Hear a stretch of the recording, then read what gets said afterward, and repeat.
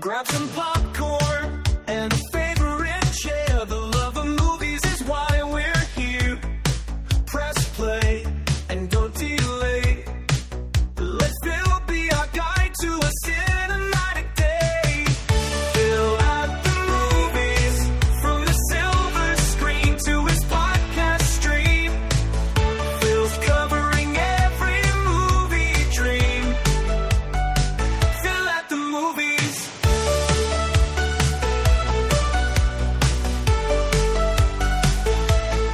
Phil at the movies.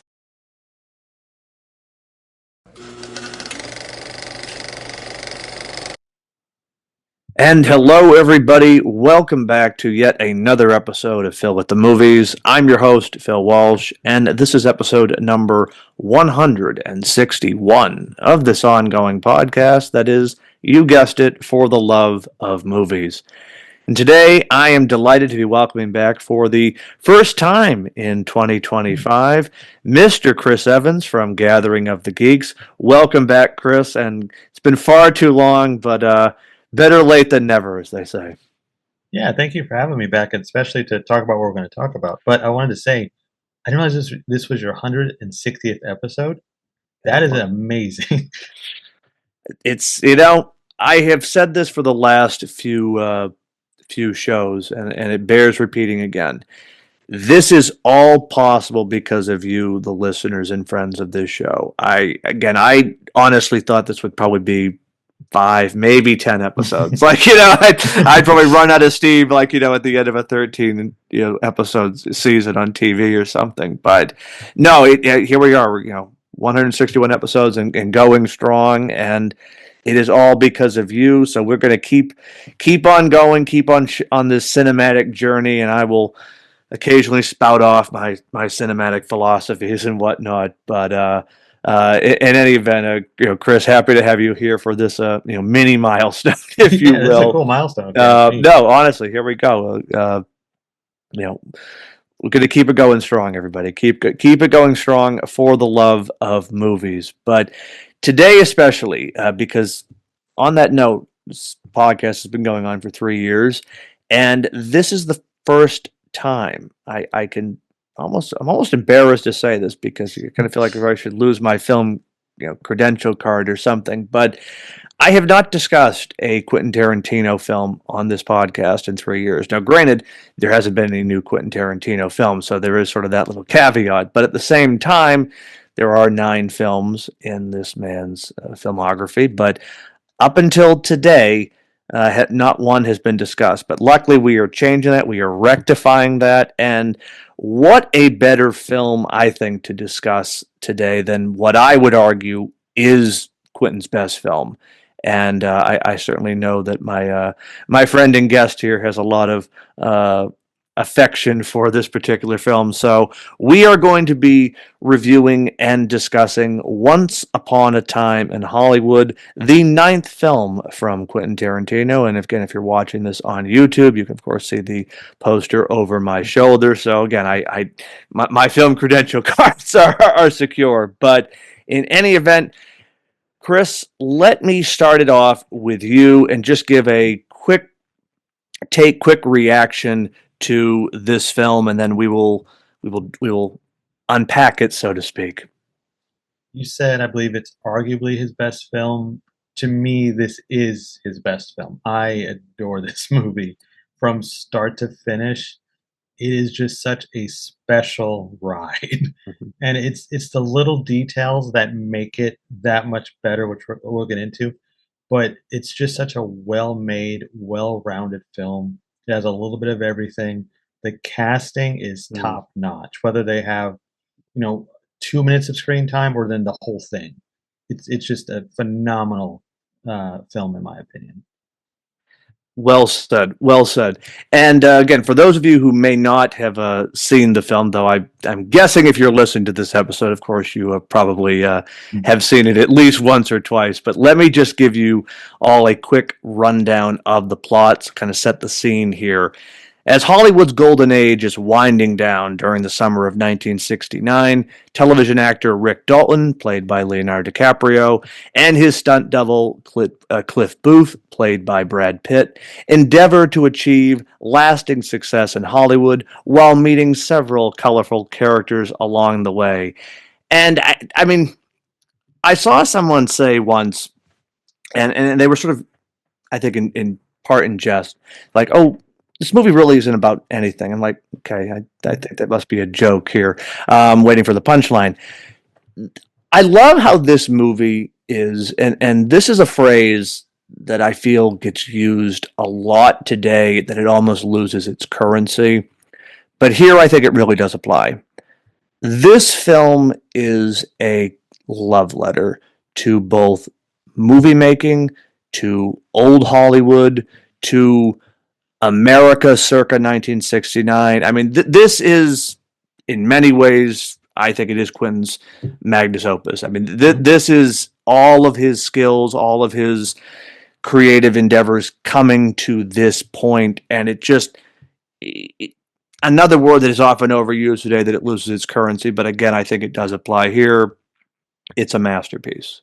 And it's a masterpiece because of the way this story unravels in the best possible way. This could have simply just been a 2.5 hour buddy comedy, if you will. And you get a lot of great dynamics between DiCaprio and Pitt with their characters. And I love how he's sort of paying homage to the fading TV actor of the late 1950s, early 1960s, and then the stunt double who was sort of trying to figure out, okay, what's our next move here? The movie just could have been that for 2.5 hours, and it would have been entertaining. But the fact that he decides to not only create a sort of alternate reality, if you will, or alternate history, by weaving in the Manson murders, if you will, or sort of putting it out there in the ether, and then subverting our expectations in the best possible way, and sort of making this a revenge story in a way, making it a quintessential fairy tale in a way. I mean, it's a comedy. It's a brilliant character study in a lot of ways. I mean, there's so many moving parts here, and as often as when that happens, you sometimes can mix things up, or one part doesn't land more so than the other. Here, everything works, and it builds towards this just. It's a fairy tale like anything. Like you leave this film cheering, you leave this film happy. Like it really does take you on such a wonderful ride, and you're fulfilled the entire way through. Like, again, you just sort of look at the interactions with some of the, even like you said, the characters that show up for like 5 minutes. Al Pacino is in this Love movie. Al Pacino in this movie. I mean, what a picture! What a picture! No, that scene, rewatching it the other night, I was just amazed. One, again, he's in the film for no more than 5 minutes, but he almost steals the show in a way, just between his old Hollywood producer type. Like, again, you could just picture this guy right out of Central Casting. He feels real. That's the thing. Like, Al Pacino brings something to every performance he does, even the Dunkachino thing. But he feels like a real person, which is a lot of the characters in this movie. They all feel real, but something about him especially, and he sets the tone in a way, I think, for the whole movie. He's a big star. He comes in, does a little part, has a couple of fantastic lines, and it sets the tone for everything to come. Well, that's the thing. Like, when I say, like, this movie could have just been a 2 hour and change buddy comedy of just watching what adventures. It could be like The Nice Guys. Exactly. And there's so much that you can sort of pick and choose with the interactions between Dalton and Booth. I mean, I love how the way this film starts, and again, this is another part of the brilliance of it. It starts with like the old bumper reels that you would get for a lot of these, like 1950s, early 1960s, particularly cowboy westerns. Like, even though of course we know this is all imaginative and creative, like I feel like Bounty Law was a real show. Like Mhm. just the attention to detail that goes on in here, and the fact that like I was sort of reading through a behind the scenes book, the fact that Tarantino wrote like 15 or 16 episodes and Oh, scripts really? for Bounty Law. Again, never had any intention of shooting them. I mean, they obviously, bits and pieces for the movie, but he actually took the time to write out individual episodes to set the tone. Like, I mean, that just enhances the credibility of this film. And again, just sort of lends itself to this is a movie that is about so much, but at its core, it's a movie that loves movies. It loves the art of filmmaking Mhm. and actors, and in particular, the underappreciated actor. And again, with Rick Dalton, I mean, I will say something I know may be controversial. I think this is DiCaprio's best performance, and I know you could make that case for a lot of his films, but what he's doing here is nothing short of brilliant.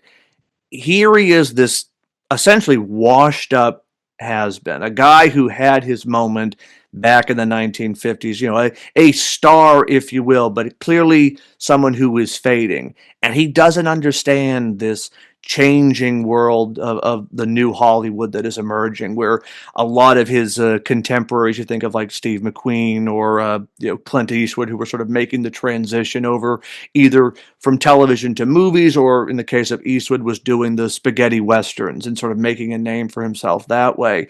And Dalton is sort of stuck in this limbo where he doesn't know what to do and he doesn't know how to be relevant anymore.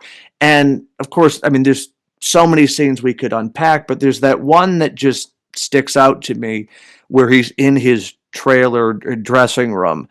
And I mean, just from like an acting standpoint, it's one of Leo's, I think it is his finest moment. But just to see like the sort of mini mental breakdown that he's having over the fact that he's screwing up his rehearsal, the fact that he can't hold his shit together, that he's like cursing himself, oh, you're a drunk, you're a horrible person. I Like, love that scene so, and he mentions the whiskey sours, and it is that scene is it's a great. So it's kind of funny in a way too. yeah, I think the way it's presented, but like you're saying, his performance is what sells that thing. Because bingo. anyone else, it would have just been like I think it would have been goofy. Because it's Hmm. a guy arguing with himself. Exactly. It could have been over the top. Yeah, but it's not with him. It No. feels sincere. And again, you sort of make that point earlier with Pacino. Like, we've already got the tone established for this Mhm. thing where there's going to be comedy, but it's going to be grounded in a way where we're almost seeing into the souls of these characters. Like even some of the stuff we get with Cliff, where like there's sort of like these like questionable things. Okay, like did he kill her? Like what's going on I here don't in his know. background? We don't know. Even that, like everything is sort of almost has like a farcical quality to it, but yet it's grounded in a way where it never feels like it loses the seriousness of what's going on. Like again, not that this is like some heavy drama, but like again, you think of even that scene where where DiCaprio was doing uh, his uh, his shot for for the Lancer show, and Mhm. he's sitting there in the bar, and of course he's already been in his head the entire time, and then the girl comes over to him and says like that was the best acting I have ever seen in my entire life, and of course he does the great line, I'm Rick fucking Dalton, like what I It's mean, like that. iconic. It is like, and again, it's become almost a meme at this point. But like again, just the way he's able to both lean into the humor of it, but then also just give it that little extra notch. Like again, like I said, there's so many scenes in this film where like they almost feel like mini movies within a movie, if that makes sense. That's something I love about it because you that's exactly right. It feels like when you're watching the Lancer stuff, Hmm.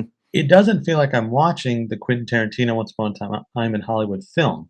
I'm Hmm. watching whatever the hell this show is about, and I'm Right. kinda invested in what is happening. Yeah, And exactly. Timothy Olyphant is there, who I also love. It's like, what is this story? Yep. Even, that first scene with, when he's eating the chicken. He comes out eating the chicken, and it's weird. I'm going to say this, but there's so much personality. As soon Yeah. as he comes out of the saloon, he's just eating the chicken and talking, and it's all Leonardo DiCaprio. And like you said, the movie has this. It's never over the top. It has a slightly heightened sense of reality to it for the majority of it. At the Right. end, it does some things, but Right. the finale is the finale. The Right. rest of it, though, has a slightly heightened sense of reality that just works. Mhm. And when you see the films and the TV series, you don't really question it. You're just in for the ride, and I wouldn't have mind to see more of Lancer or whatever they had him in.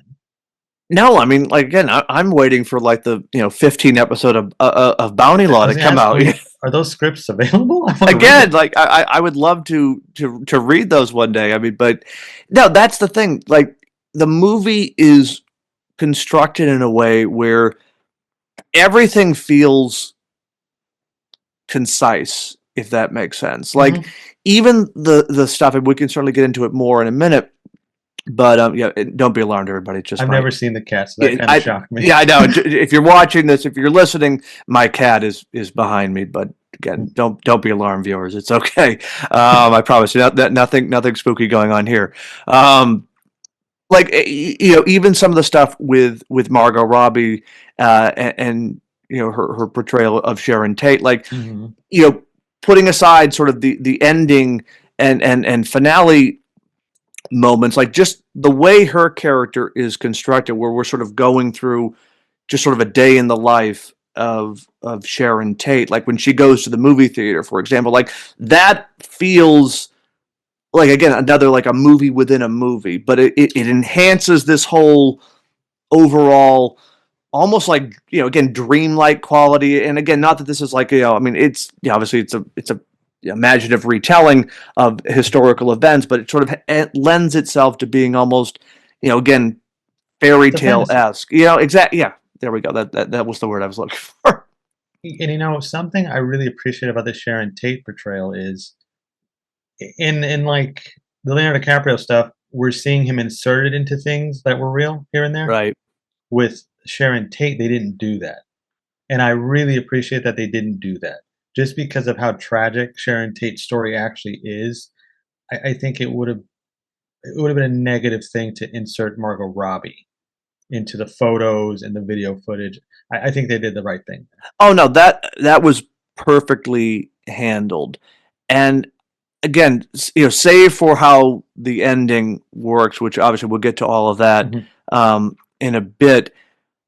One of the critiques that I have seen people make about this film is that Margot Robbie doesn't have much dialogue, and therefore that's a disrespect to Sharon Tate. But I never saw it that way because on that point, because this is a small gap of time that this story is. I mean, we're essentially looking at a matter of weeks and ultimately like a number of months in 1969.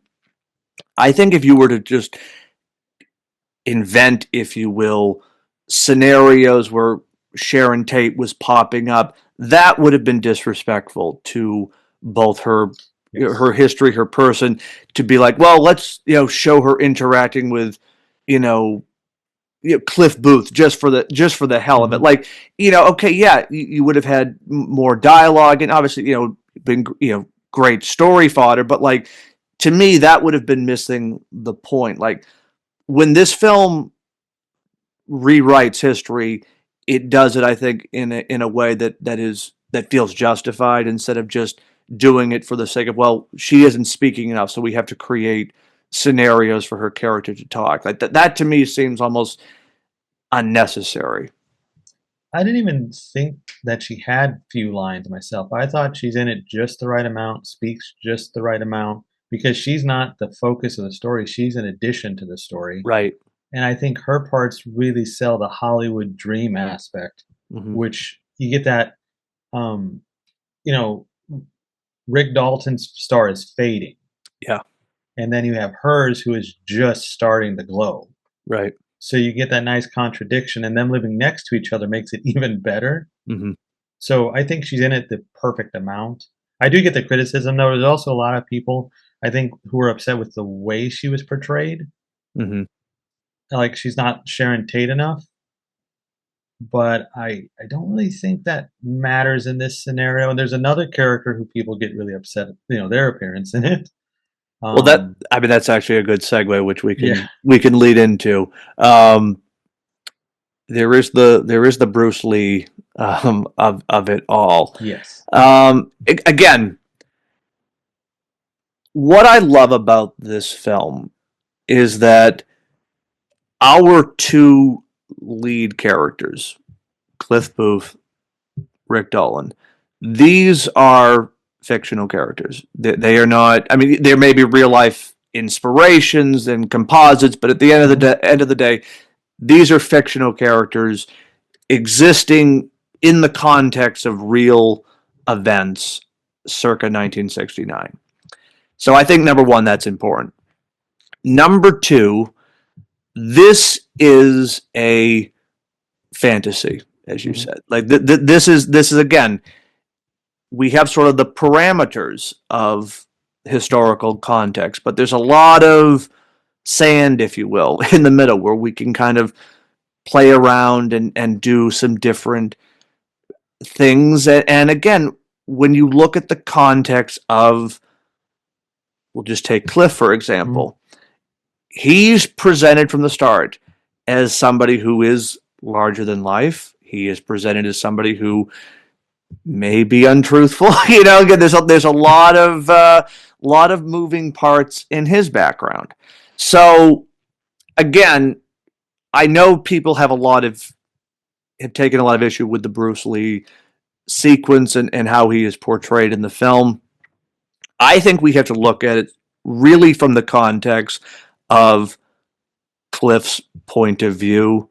And this is his telling, this is his, you know, imagination or what have you of this particular event. And I think we can all relate in our own lives whenever we tell a story about something that happens to us, we always do our part to make ourselves appear like we came out on top in any situation or put us in the best possible spotlight. And so I think that's a lot of what is going on here. Again, I understand people have, and rightfully so, might have some issues with the way Bruce Lee was portrayed in the context of the film. But I would also say, let's look at the context of the film and also look at sort of, again, we have the historical parameters, but there is this gray area, if you will, the sandbox where we are playing with sort of the historical context, if you will. And to me, that kind of also speaks to the larger point that this film is trying to get at, which is both obviously Rick, but in this case Cliff, they're sort of has-beens. They're fading. The stuntman is being replaced by people like Bruce Lee in sort of this new age in Hollywood and movie making and stunt performance. And so in that context, it is sort of like the past running up against the future. And given the fact that this is a fairy tale, this is a fantasy in that sense, it makes sense that number one, Bruce Lee would be presented as kind of I don't want to call him the villain in this context, but would sort of be presented as someone that Cliff would have no respect for, that someone that Cliff would go out of his way to make a fool out of, because in his eyes, this guy is taking away his livelihood, taking away his role, if you will, in Hollywood. And so, of course, he's going to, spin it in a different way that it might otherwise be in our own reality. That was a long-winded answer, other than just to sort of say, like, I understand the criticism, but at the same time, I sort of reject it in a way because I'm looking at it within the context of the particular story. That's the thing. This is not Bruce Lee. First of Yeah, all, yeah, it is not Bruce Lee. This is a caricature yeah. of Bruce Lee. That's what it is. Quentin Tarantino has done this before with like Inglourious Bastards. He takes a historical thing, makes it his own, and molds it the way it needs to be. So I have no issue with this scene. And to your point about how we make up stories, it actually reminds me of another Brad Pitt film, An Interview with the Vampire. You see everything from Louis' perspective, and the way he colors characters is very specific to the way he perceives that. And it's the same thing here. And we've seen this in films, a dozen films at least, I'm sure. It's not a new concept. I think that people just had issue with Bruce Lee being used here. But Mhm. again, it's not Bruce Lee. It is a slightly heightened sense of reality, and it is from Cliff's perspective. And if you just kind of watch it for what it is, it's a pretty good time. This is actually, it's not my favorite scene, but it's like number 2 or 3. Mm. I love the Bruce Lee scene. It is just one of my favorite sequences in the film. I love Mike Moe as Bruce Lee. I think he's hilarious. Yeah. It's a good time. It's another situation that goes on a lot in this film, but in this case particular, it subverts the expectations. It does. We go into this thinking Cliff is going to get his ass handed to him, and it's both funny and interesting when the reversal happens. And again, that sort of is what this film is ultimately trying to get at. It's setting things up in our mind for it to go a certain way, and then just getting it turned on its head. Yeah, it's just a build. This is part of that build. Yeah. And it's also a good look at Cliff because, like you said, we don't really know what Cliff's deal is. Right. Cliff seems like a cool guy, but you hear this about him. He can't work with Randy's guys. Oh, this is why. Okay. Yeah. He threw Bruce Lee in a car door, and he dented the car door with his body, and he just got right back up. It's a fantasy, guys. Yeah. It's just for fun. It's for shits and giggles. And also the way that scene ends. Oh, with the yes. wife coming and screaming at him. Yeah. Well, I didn't know it was your car. Yeah. Like, that makes a difference. The one-liners in this film are some of the best in any script. I mean, it's just like it's like candy for your ears in a lot of ways. I mean, just again, I've said, like, I'm Rick fucking Dalton. Like that line, like, you want to, like, sort of incorporate that into your own life in some way. Like, I'm Phil fucking Walsh. Like, you want to you want to. That's like an affirmation. You do. That's really, how you start your day off. Like, this is me. That's right. But the film, and I think what helps the one-liners is, in the case of Cliff specifically, Brad Pitt has this charisma. I think he brings to almost every movie he's in. Yeah. Except like Benjamin Button, because that's a whole different thing. Right. We won't go into that today. No, not today. That's maybe another day. But he has his charisma, so when he says certain things, they just roll off his tongue, and it's great. Mm-hmm. Same thing with Leonardo DiCaprio. He's arguing about whiskey sours again in that scene, and I love it. I remember after seeing it for a while, I did that too. Whatever line it was, because I also drink whiskey sours, so it was a thing for me. And that's it. Like, even Kurt Russell in this movie. Oh yeah. When he has to translate what his wife just said into like a one-liner, it just works. Yep. It's got so many memorable lines because of the delivery and the quality of these actors. Well, even the Mike Moe thing. My hands are registered weapons. Right. No, again, like, that's another situation where, like, it could have just been, all right, it's a throwaway line, or it's a cheap canned line.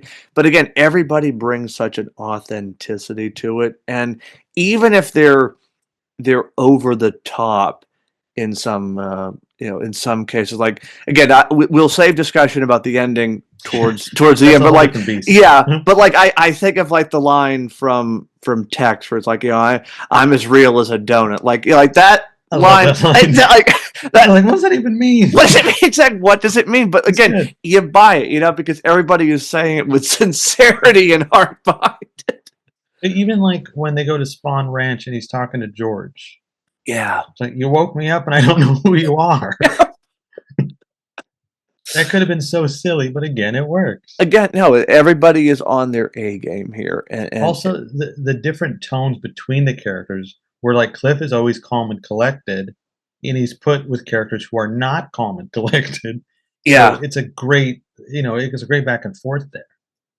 It really sets the dichotomy of the tone. Again, especially since in his case, his character, again, much like Rick, is sort of like somebody who was fading into the rear view, and in a lot of ways that could make somebody very agitated, very very angry, very trigger happy. But like you said, he sort of holds it together. He maintains that cool. Even during the ending. Exactly.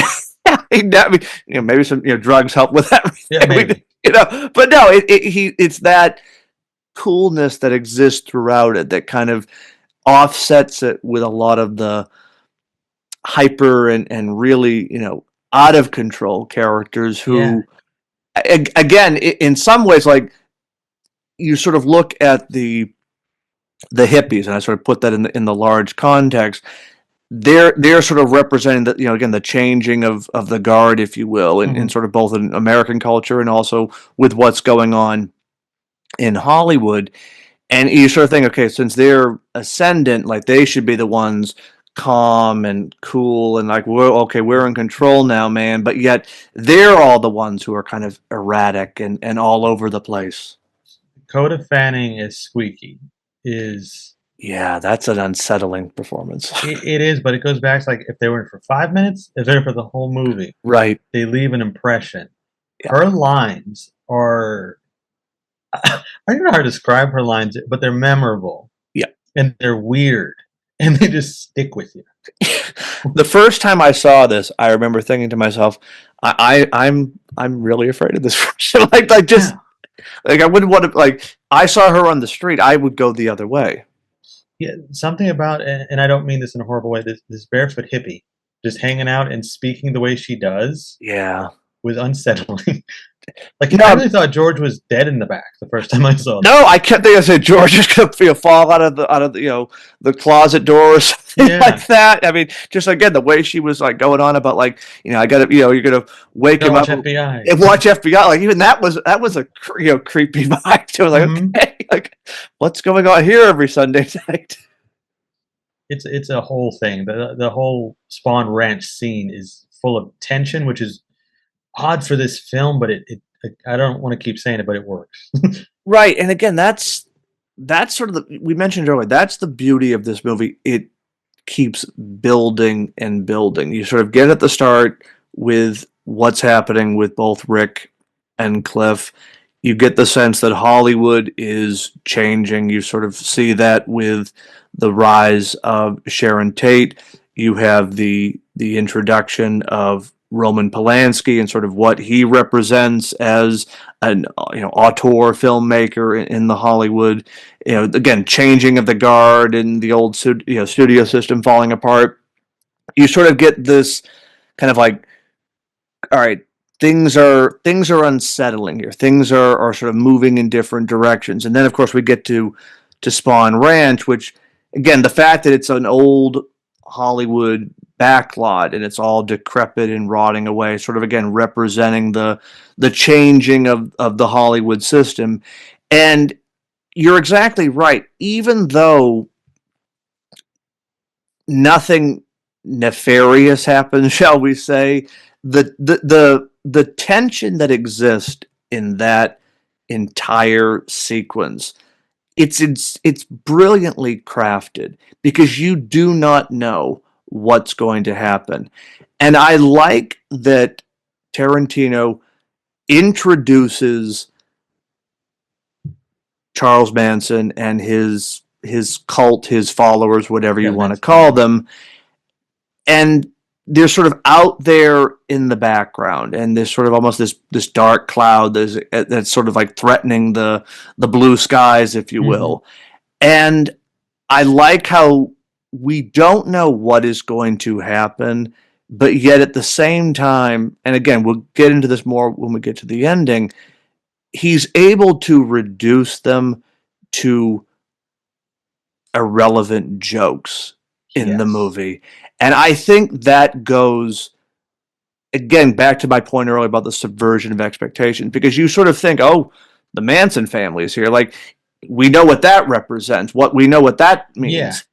And he reduces them to basically a bunch of barefoot hippies. I mean, and again, in a way that, yes, this is fantasy, but it sort of takes the spotlight away from them and brilliantly puts it on the people who should be in the spotlight, if that makes sense. That's a perfect way to put it, actually. I remember leading up to the film, I could have swore that they tried to, well, not that they tried to, but it sounded like it was going to be a Manson family movie as the front of the story, and then Cliff and Rick were the background. That's what I thought going into it. And they made a big deal of, oh, they cast Charles Manson, the Manson family. Yeah. So when you watch and you see that's not what it is, it was almost a relief in a way. Yeah. Because I would have watched Tarantino do the Manson family either way, but this was much more special. And like you said, it puts the spotlight on the people that it should be on, Right. not a bunch of murderous cult members. Yeah. And it does reduce them not just to jokes, but I don't think it humanizes them either, which is also something you would expect this movie to do. I'm glad you brought that up, because obviously when you're talking about Manson and his family, you could easily have gone in the direction of, it feels weird to say humanizing these people, but to put them in a more not sympathetic, but trying to at least get inside the psychology Right. here. And they didn't know, they were just following. yeah, Something like that. and I love it that Tarantino just rips that Band-Aid right off. Said, no, we're going to grind these hippies and freaks and weirdos into the ground where they belong. Mhm. And of course, he does it in Tarantino fashion. But I think that was another added layer to this, where it takes away that expectation where you think, oh, okay, the Manson family is going to play a prominent role in this film, and they're more or less background characters at best, and not in a way that even impacts the story. They do impact the story, but not in the way that we expect. And again, that's another added layer of brilliance, where you just sort of reduce Chucky and his following to essentially kind of a splinter that you might get in your toe that you rip out, and that's the end of him. Another thing about it is, and this is a compliment to the way the story unfolds and the way it's constructed, there is a plethora of future Hollywood talent on Spawn Ranch. Yes. After watching the movie, though, I didn't remember seeing any of these people before when I'd seen them in a new project. Like when I saw Austin Butler in something, like, who's Austin Butler? I've never seen this. That guy? Oh, okay. Yeah. Mikey Madison, exact same. Like, I've seen Mikey Madison other than Scream. Right. Sydney Sweeney, no clue she was in this. Maya Hawke. Maya Hawke, yeah. They just fade into the background, and not like, oh, they're forgotten characters. No. That is the intention. Right. It's not a mistake. That is intentional, that they are not the spotlight. And it's the tale is woven so well. They're just cogs in this machine. Exactly. I mean, again, anyone watching, on YouTube, or certainly if you've seen the poster, there's a reason why the three prominent people on that poster are Margot Robbie, Leonardo DiCaprio, and Brad Pitt. And in that particular case, their characters, Sharon Tate, Rick Dalton, and Cliff Booth, because that's who the story is about. It is about these three individuals who interestingly enough don't really interact with one another outside of a few moments, particularly with Dalton and Sharon Tate. But it's not like they're wound in the narrative with each other, but yet their stories are all connected, and they sort of answer to each other in a way that kind of gets to the whole, sort of brilliant rewriting of history that this film achieves. Yeah, and I like that they were separate. I think if you would have had them interact more, it might have taken away from what happens. Right. So I think keeping them separate, and also Rick kind of looking up at the house, like, oh, that's where I should be too, but I'm down here. Right, I'm down at the bottom of the hill. Yeah. It's that contradiction, and the rising star, the fading star. One is at the bottom, one is at the top. They have to go up the driveway, and pass right by him. That's right. That's right. And he makes the comment, "This is the first time I've seen him. We've been living here this long. This is the first time I've seen him."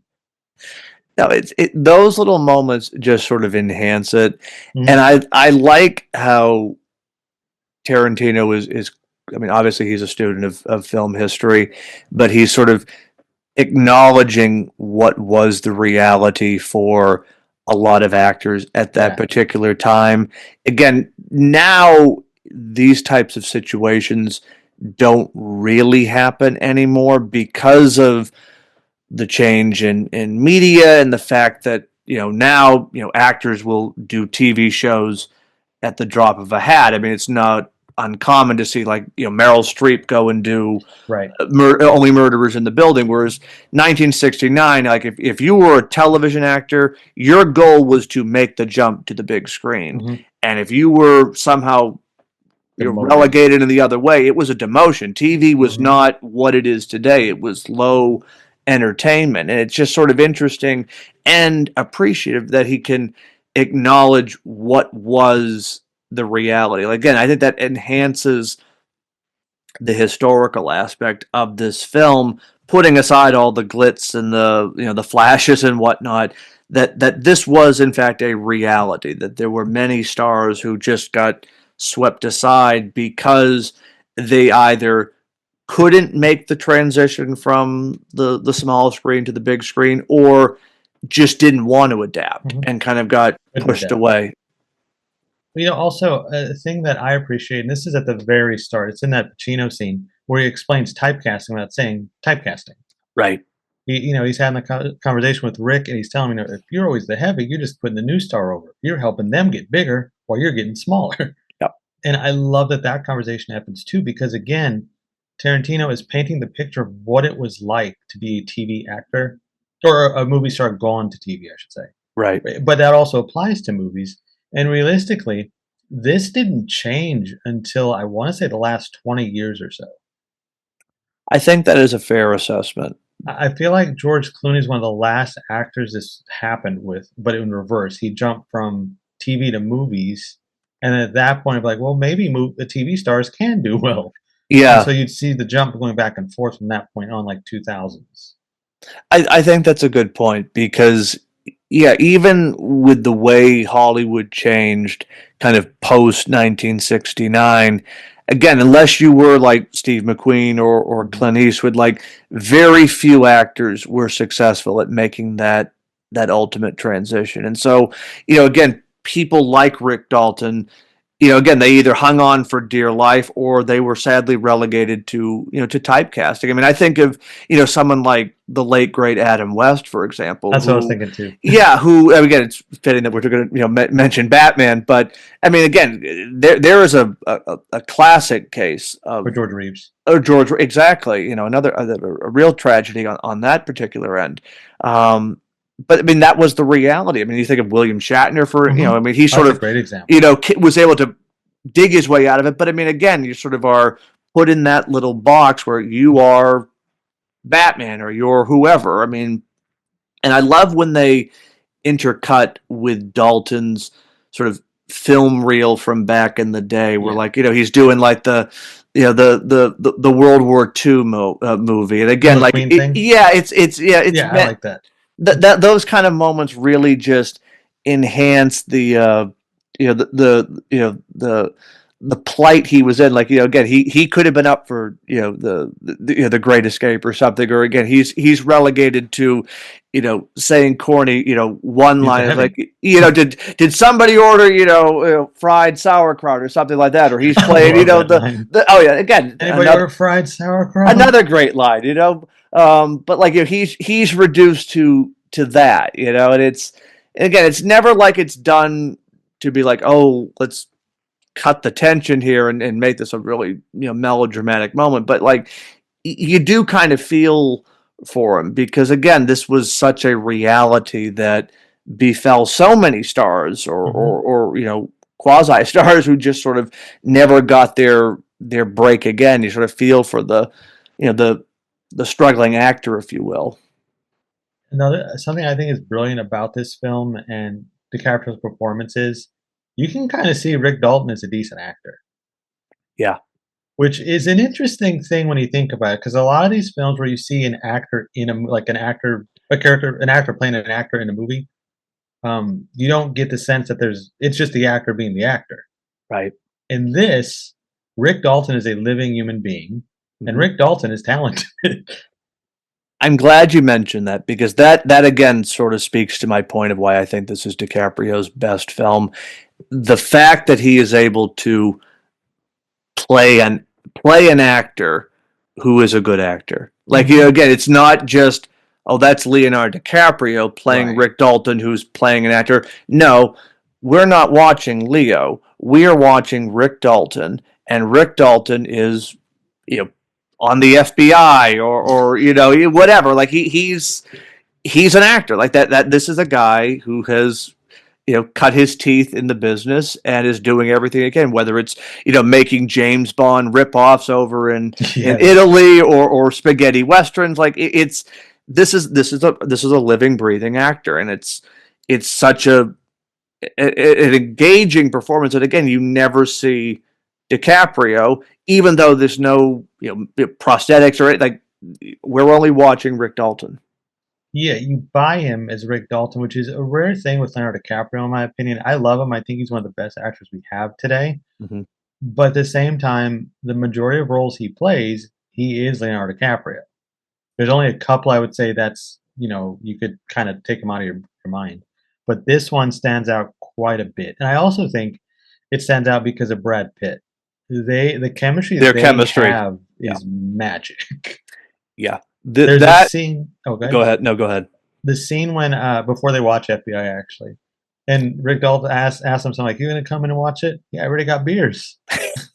that just it's good. It works. No, that their chemistry, again, like I said at the start, this could have just been a 2.5 hour buddy movie Hmm. I with take that. them. Yeah, again, I would watch that cut in a heartbeat. Like Mhm. their chemistry and dynamic and friendship is really the backbone of this movie. Like even when it gets to the point where Rick can no longer afford him, Yeah. and they go out for one last night of drinking and good times. Like you really feel for it. Like again, it never comes across as either forced or like you know that phrase movie friendship. You know what I Yeah. mean? Like you get the feeling these are two best buds. They're like brothers in a way, and that dynamic.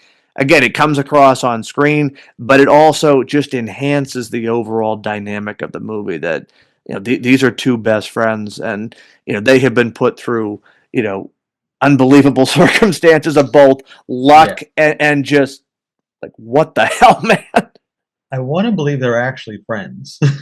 Yeah, Like I want to believe Leonardo DiCaprio and Brad Pitt call each other daily now.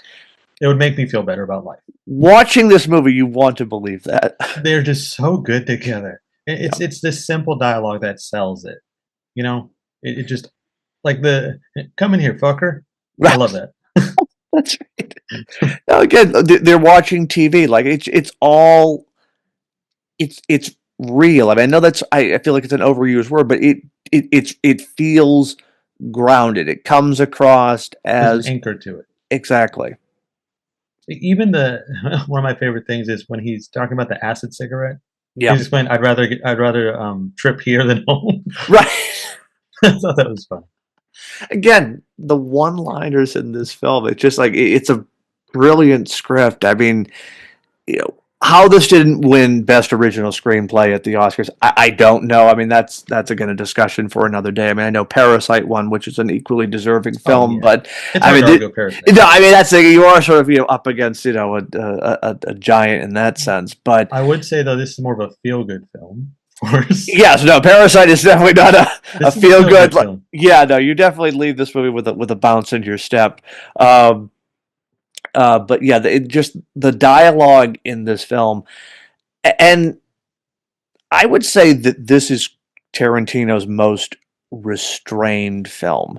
And what I mean by that is we've all seen a Quentin Tarantino film, and you kind of know what you're going to get with one of his films.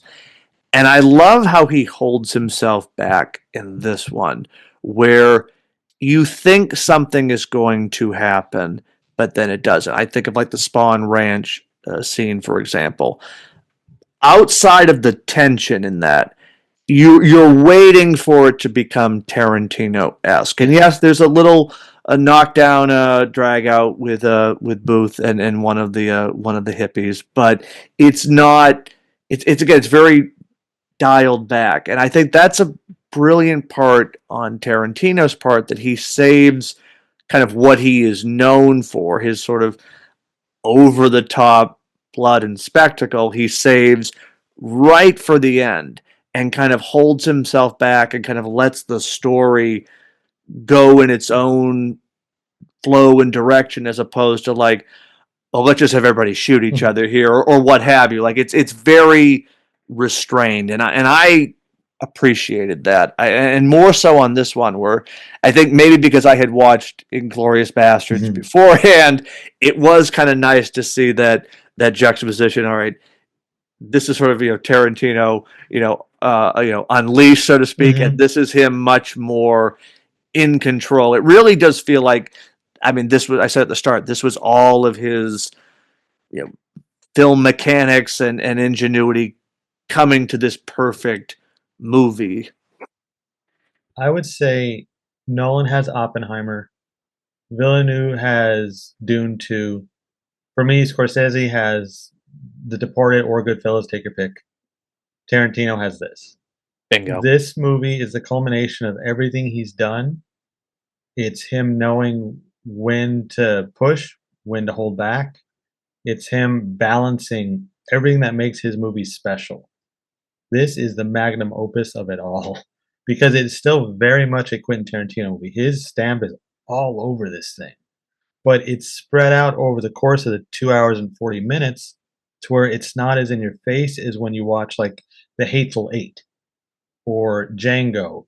If you go back and watch Pulp Fiction, or Reservoir Dogs was probably my second favorite movie. Oh yeah, because I love Reservoir Dogs. Or third, I'm sorry, the Django's too.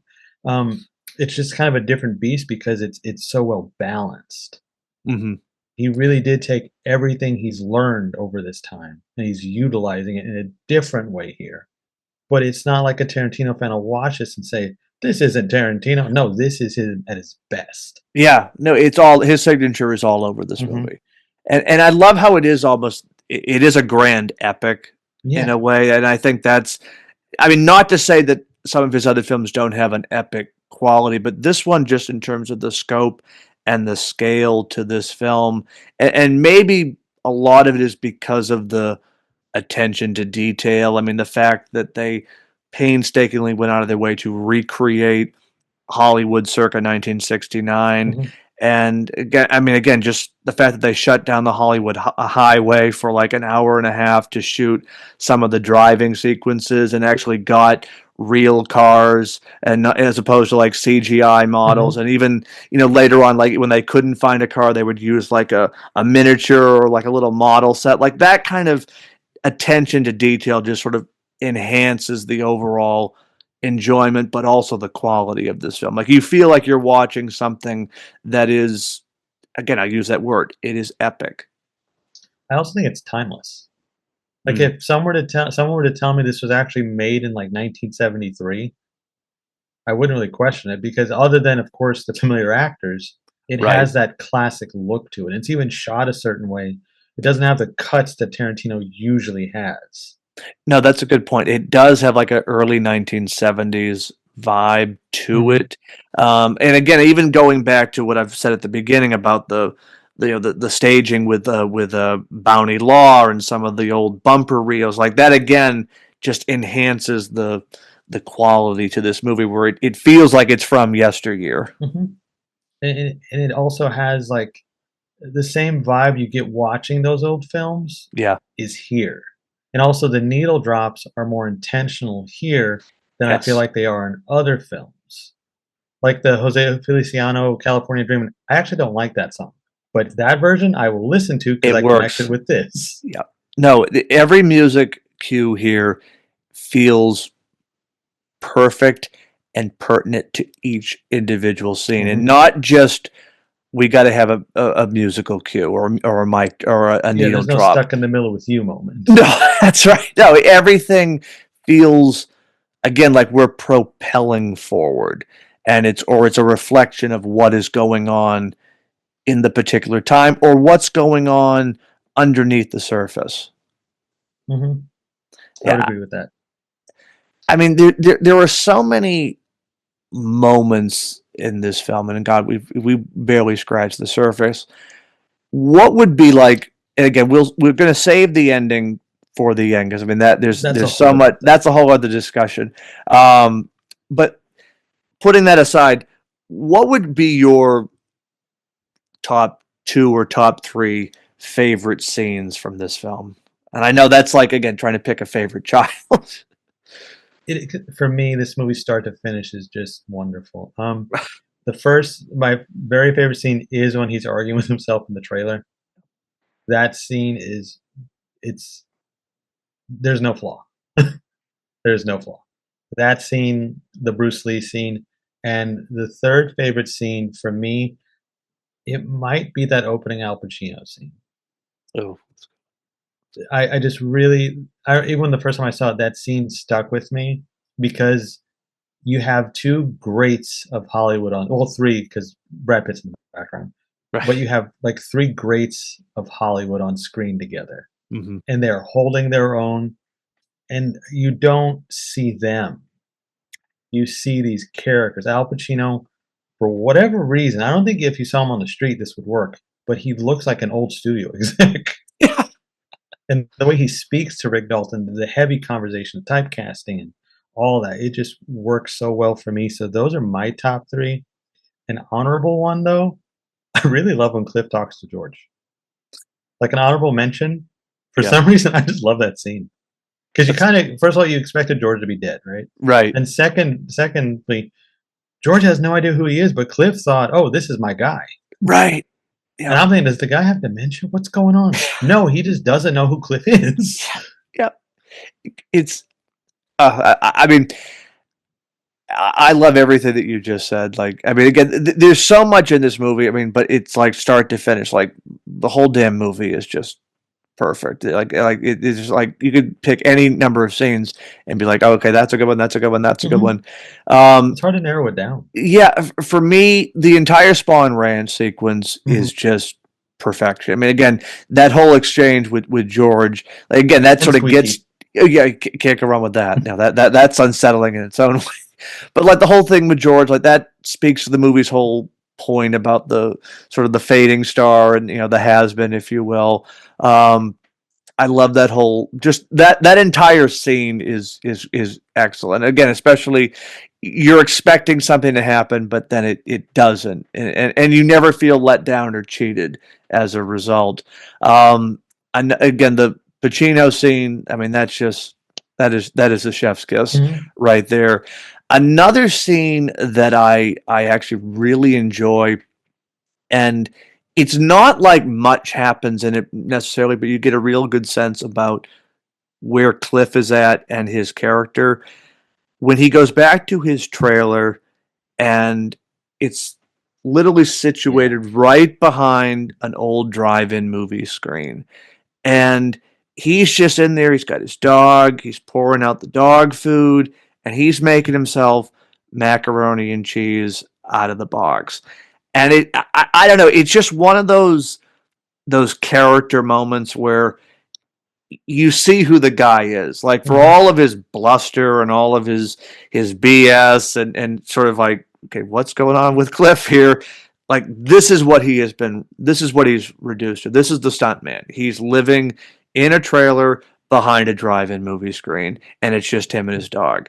And I again, it's such a well executed scene with just sort of the attention to detail, but also with the character moment. Like you really get a sense like this is probably who Cliff is day in and day out, and what we see out there is just sort of the mask. That was a surprise to me when you see him go to drive, like, oh, what is he doing to drive-in? Mm, Oh, he lives in the trailer. yeah, Okay, yeah, this is different. And then you think, well, Rick is in like a mansion right now. yeah. This guy's in a trailer and he's perfectly happy with it. Yeah. He doesn't even use a plate when he starts eating. He eats out of the pot. Right. Exactly. Just a bachelor, I guess. I don't know. Yes. But That's your lifestyle. like you said, it subverts the expectations, and this really did too, because you kind of expect. Well, so as soon as you see Cliff getting the beat up car, like, oh wait a minute, something's different. Yeah. It's not And then quite the same. yeah, then you see him in the trailer, like, oh, they are very different, but they have that commonality where they are friends. Yeah. This works even better now. No, again, it enhances their whole camaraderie. The fact that, again, Rick is in the quasi mansion, if you On will, the hills, he's up living on out the of hill. his- Yeah, and Rick's living over in a trailer behind a movie screen, but yet they're best friends. There's no sort of like, well, I'm the actor, you're my stunt double. Like, even though there is that difference, if you will, in professions, they're on the same playing field. Mhm. And again, sort of by the situation, but also by the fact these are two best buds. I love that aspect of it. I really do, and also I love the driving parts with Cliff. Yeah. I think those are you don't really pay attention to them really, but the way they're shot and the way they look are just really nice. I mean, that's the thing. The cinematography in this film, and I just want to get the cinematographer Robert Richardson. I mean, what he does in this film, you said it perfectly, Chris. It feels and looks like a movie that was made circa 1973. It just, from the way it's shot, the camera angles, it is. That's probably the least Quentin Tarantino esque about this film, is that it isn't cut in a traditional Tarantino fashion.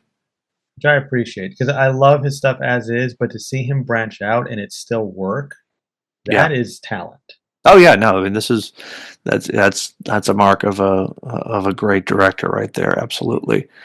Um, we've sort of been hinting at it. We've been sort of leading up to this discussion because the ending of this movie, I mean, in many ways, like this sort of like in many ways, it makes or breaks the whole film. Like For some people, it did. it did. Again, for me, I mean this just sealed the deal. Why I thoroughly enjoy this film, and again consider it his best movie to date, and I mean it's one of my just favorite films just because of where we ultimately get to in this movie. As we said earlier, the Manson family is sort of in the background here, and the movie sets you up to think, well, all right, this is 1969. We know what happens in the summer of 1969 with Sharon Tate and the Manson family. We know where the house is. Okay, it's all been established that things are leading up to this particular night. And we're meant to think that, okay, it's going to be just a recreation of a historical event. But the movie does a brilliant job, as it's sort of teased throughout, by subverting our expectations and sort of shows how one event can change an entire course of history. Sort of the butterfly effect, if you will. And in this particular case, the Manson family, they do not. The Tate murder does not happen, and that is again, I think, part of the fantasy element of this film. It's part of the sort of the sweet revenge that Tarantino, I think, is getting at, where he's sort of giving these people the second chance they didn't get in life. In the case of Sharon Tate, and the fictionalized case of Rick Dalton and Cliff Booth, he's allowing history to go sort of bend in a different way, and as we said earlier, reduces the Manson family and followers to essentially a bunch of caricatures and jokes who get mutilated and torched Most wonderful way. by the end of the film in perfect Tarantino fashion, I must add. But now that I've set the stage, again, the ending, it makes or breaks this film for a lot of people. For me, it made it just enhanced it all the way. Chris, let me know your thoughts on the ending, and we can kind of pick it apart the best possible way. The fun thing about the ending for me is that if it didn't have this wacky Tarantino fueled ending, I still would have loved this movie. Yeah.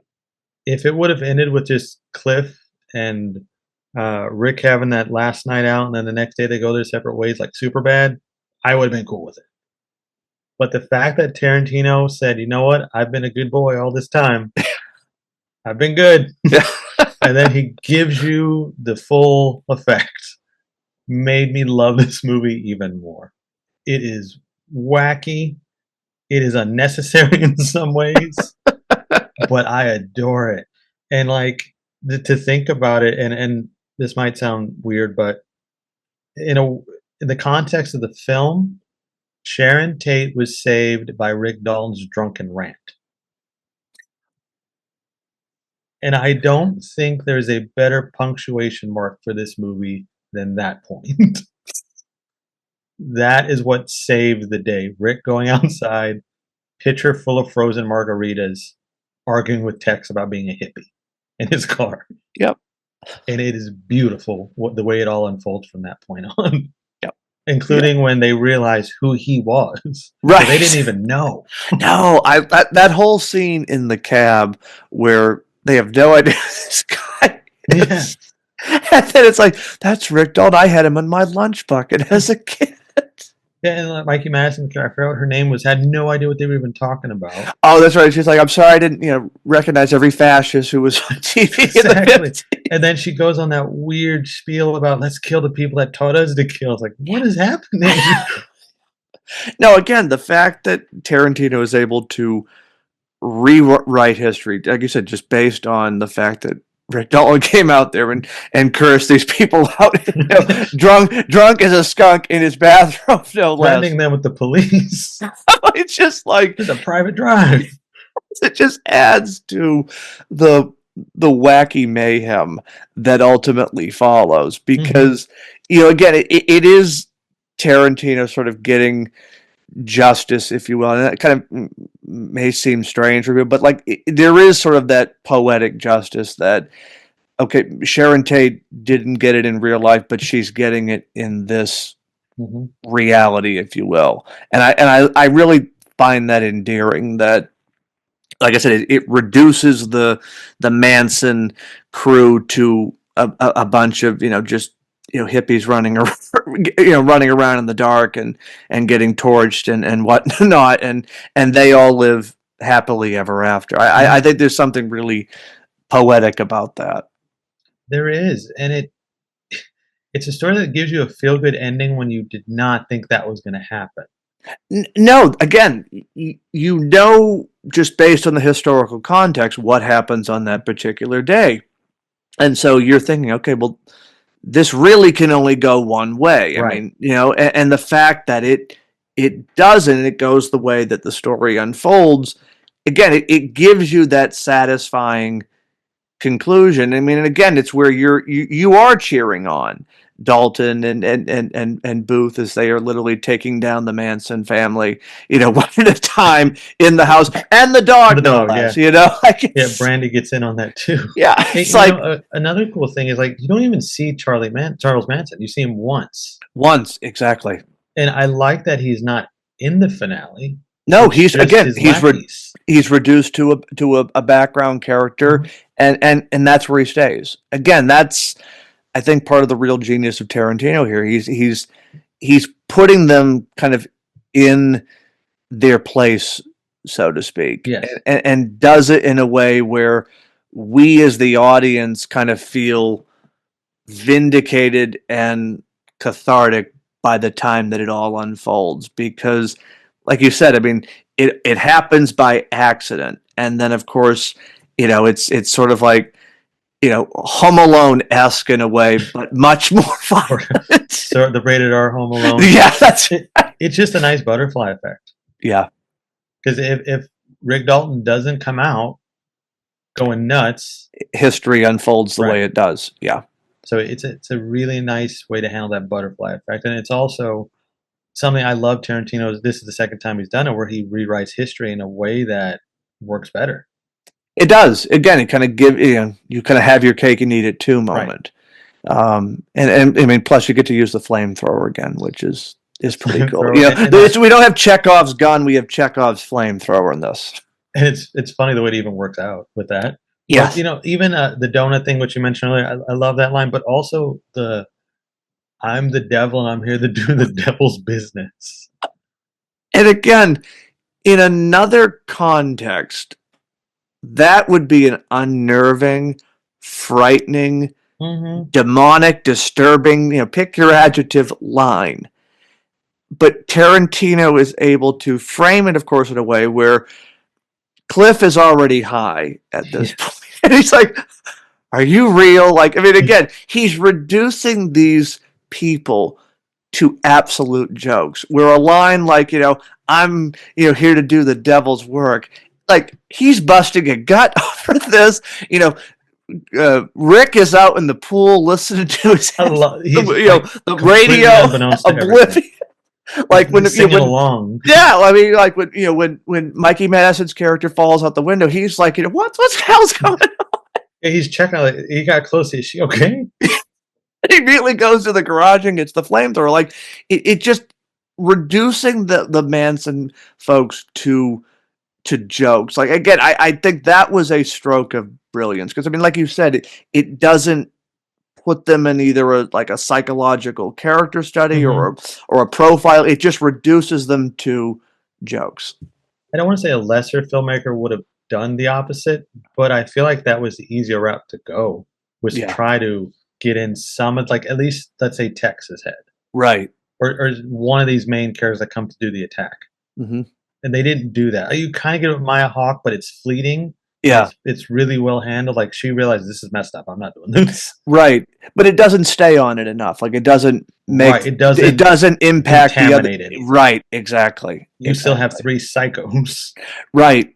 And it sort of is almost a callback to how some movie villains were portrayed kind of post 1969.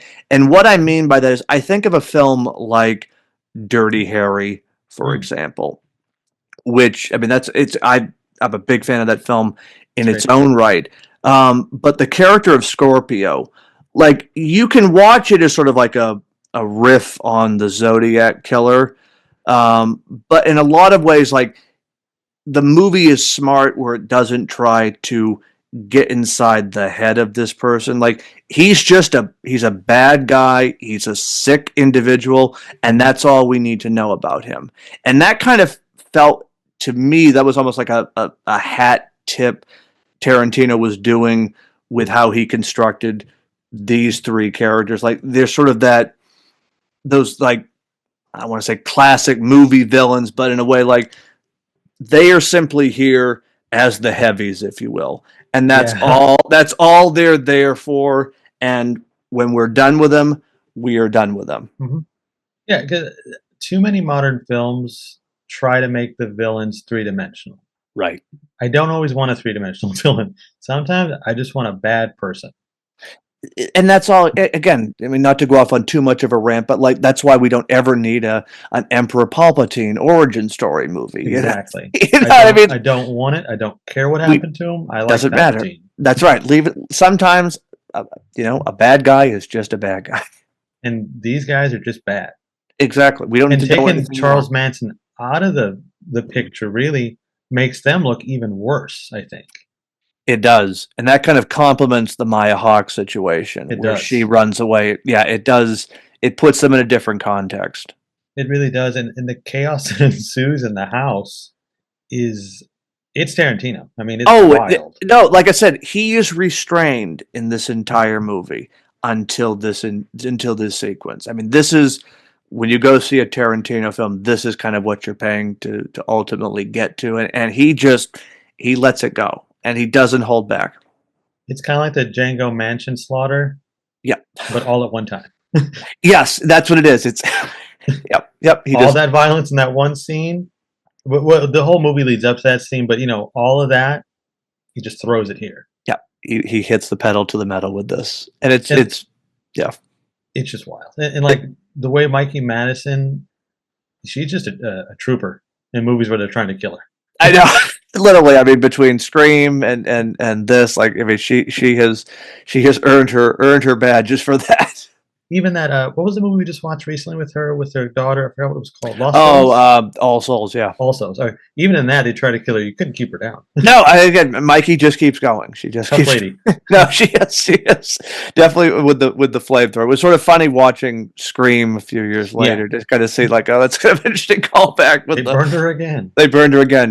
Not quite as intense with the flamethrower. That kind of that's at The a fact class that it all even by had itself. the flamethrower just makes it even better. I like I said when that showed up, like I mean, I remember watching it the first time, thinking, okay, I wonder if that's ever going to appear again because like that's such a cool weapon, especially like when they show like the behind the scenes moment where he's like, oh, it's really hot. And it's like, Rick, it's a flamethrower. I It love doesn't that go any cooler. So like the fact that it comes full circle there was just again it was just the cherry on top. Like Quentin Tarantino, he knows how to deliver those moments that you're kind of expecting for. Like that's where he does deliver for your expectations.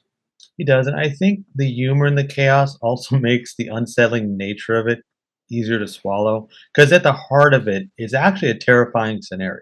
Oh no! Again, in another director's hands, and you alluded to it. This would be, I mean, obscene would be putting it one way, and that's Hmm. probably putting it mild.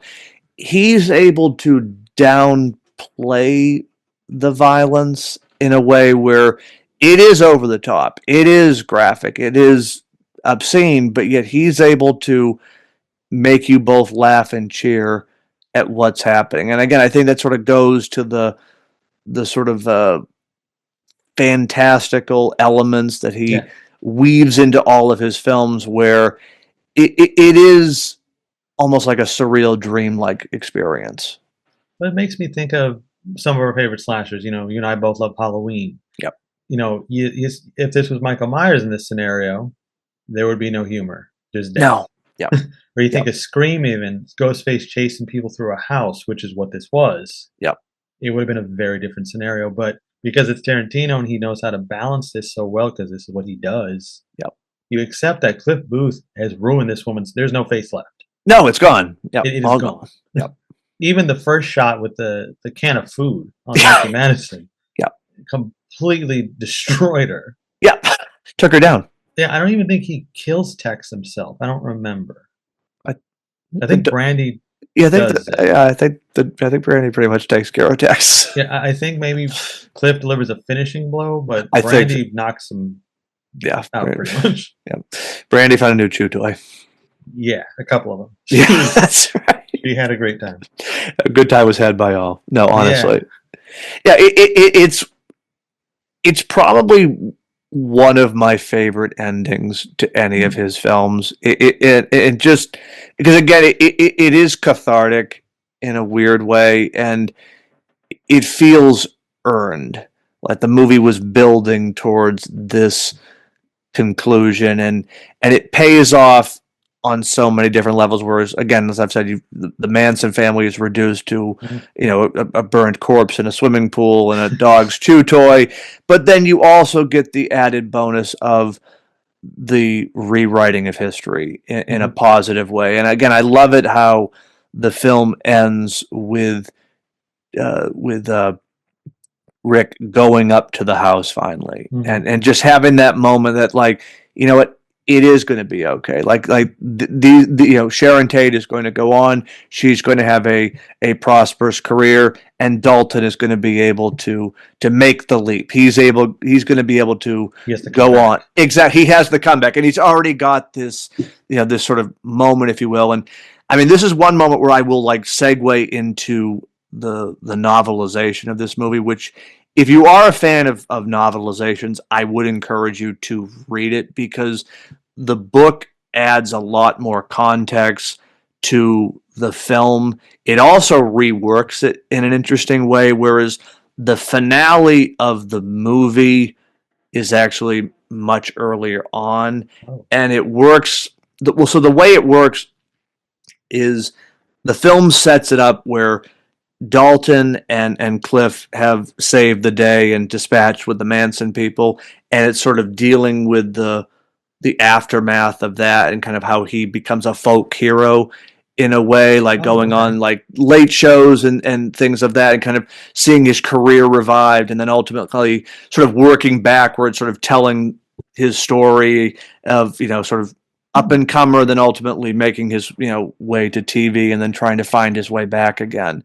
I mean, it's the same story, same movie, but just sort of done in reverse in a way, but also adding a little more insight into it. So it kind of shows you where ultimately where things might have gone, from here, if you will. I kind of like that. That's interesting. Yeah, again, it's one of those rare cases where like it's not just a direct, like, all right, page to or screen to page, or vice versa. Like there's a lot more nuance and subtext and creativity to it than just a standard movie novelization. And maybe because Tarantino wrote it himself, that kind of added to it. But you can kind of see him putting the whole movie into a whole different perspective and context that, for me, ultimately, I thought it enhanced it. Now I kind of want to watch that version too, though. No, like in many ways, you That could. sounds like a interesting way to do it. Yeah, it again, it sort of adds a whole other layer to it, particularly with the way he frames it. With what is the ending of the film, kind of almost becomes the beginning of the book. That's cool. Yeah, But no. where does the book end then?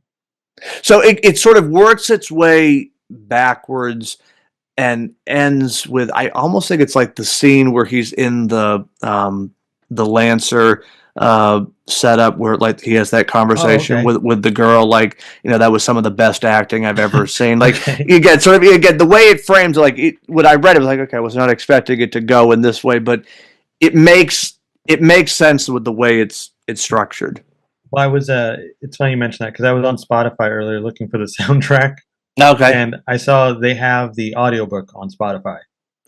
I would recommend. I would I think recommend. Jennifer Jason Leigh reads it, if I'm not mistaken. Oh, okay, that's cool. Yeah, That's I think cool. that's who it was. I might check that out. Yeah, no, definitely. If you have time, this is one of those novelizations I think worth a read.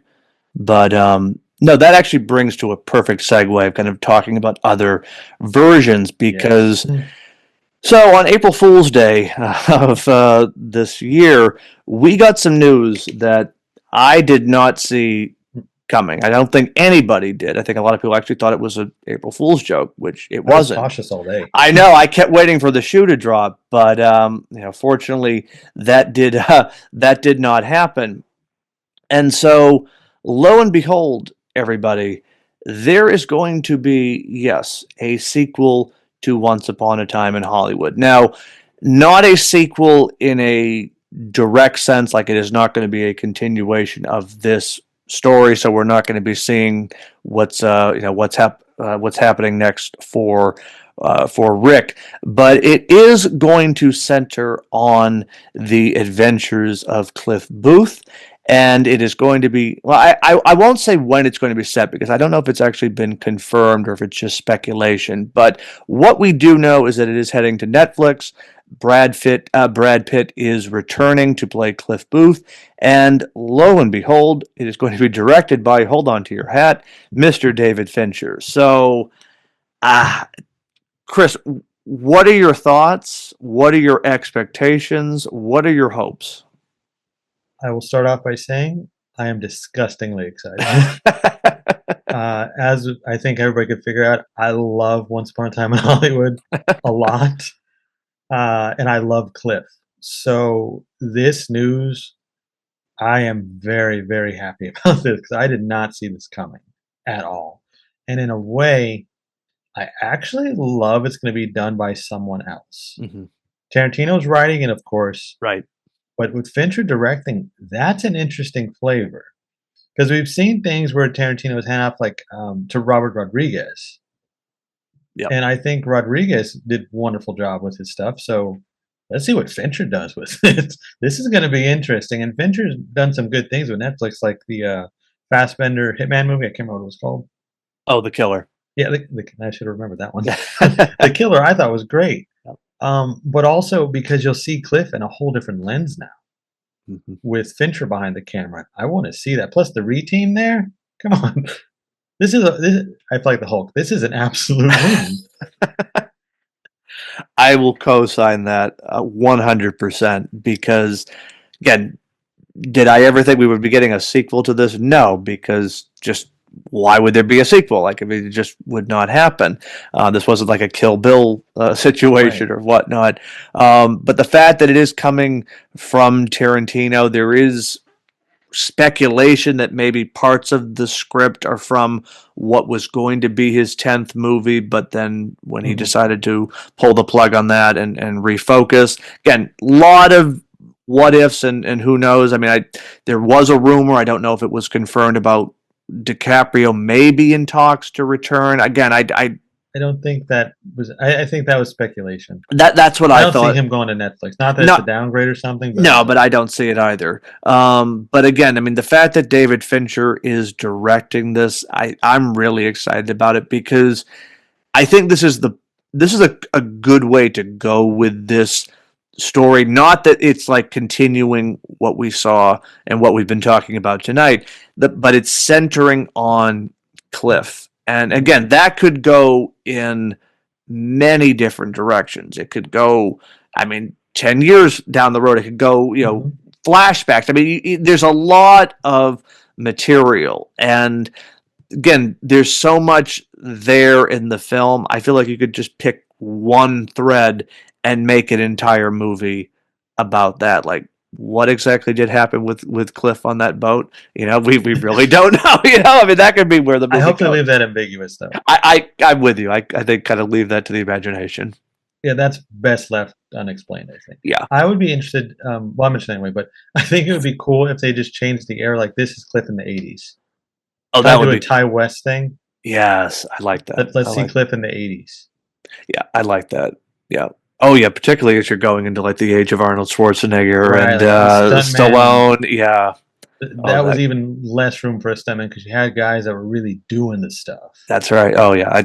I'm liking this more and more. No, I'm ecstatic about this. This was again. I kept waiting on April Fool's Day for it to Mhm. be April 2nd, just to see if we made it through without it being revealed as a joke. But no, it is happening, and I believe it is looking to begin filming later this summer.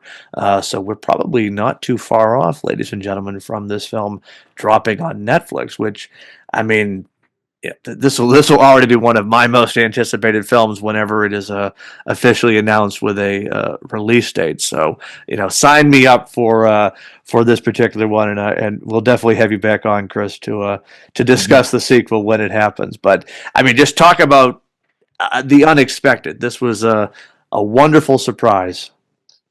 Did not, because we've been waiting for the Kill Bill sequel. We waited for Right. Kill Bill 3 for years.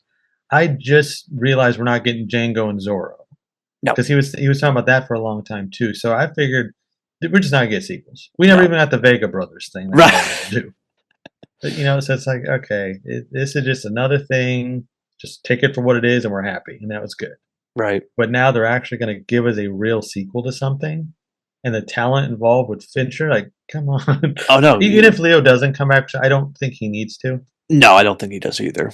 I think if they want to have him cameo, like a real cameo, not like an extended performance, like with a real cameo, that might be okay. But don't really need him. Um, I'm very excited to see what they do with this and who else they incorporate in this Right. story. Because Once Upon a Time in Hollywood had a lot of people incorporated into it. Well, that's what I'm It really was a curious. robust Hollywood. Yeah, and what the potential historical framing could be. Mhm. Yeah, there's a lot of potential for this. I mean, and I like your thought about it maybe being set in the '80s. That would be kind of cool. I think that'd be fun. Maybe now he's a stunt director or something. Oh Or yeah, yeah, yeah. I mean, the sky is really the limit here. I wonder if the movie The Fall Guy helped this along.